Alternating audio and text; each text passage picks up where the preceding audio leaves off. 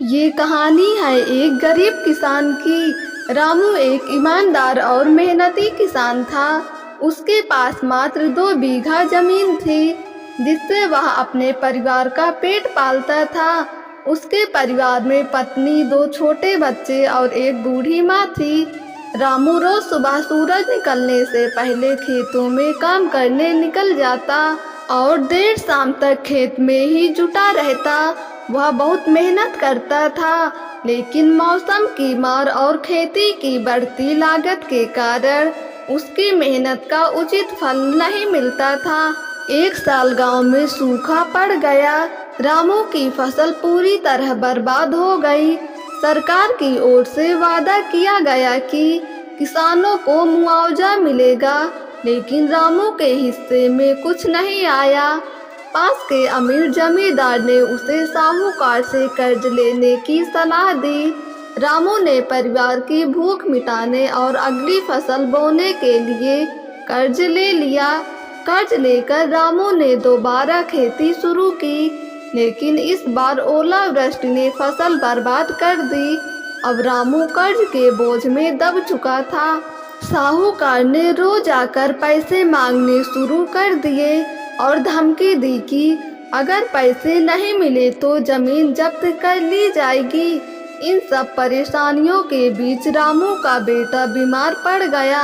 पास के सरकारी अस्पताल में इलाज की कोई सुविधा नहीं थी और प्राइवेट अस्पताल के लिए पैसे नहीं थे। रामू ने अपनी पत्नी की चूड़ियां और मां के गहने बेच दिए, फिर भी इलाज पूरा नहीं हो पाया। रामू मानसिक रूप से टूट चुका था। उसके पास न खेती के लिए बीज थे, न कर्ज चुकाने के पैसे और न ही बेटे के इलाज का कोई रास्ता। लेकिन वह हार नहीं मानना चाहता था। उसने गांव के कुछ पढ़े लिखे युवाओं से मदद मांगी।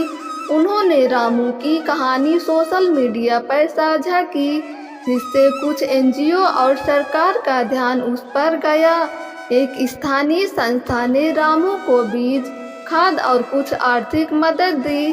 साथ ही एक किसान सहकारी समिति के जरिए उसे बाजार से जोड़ने का मौका मिला, जिससे उसे अपनी फसल का सही दाम मिलने लगा।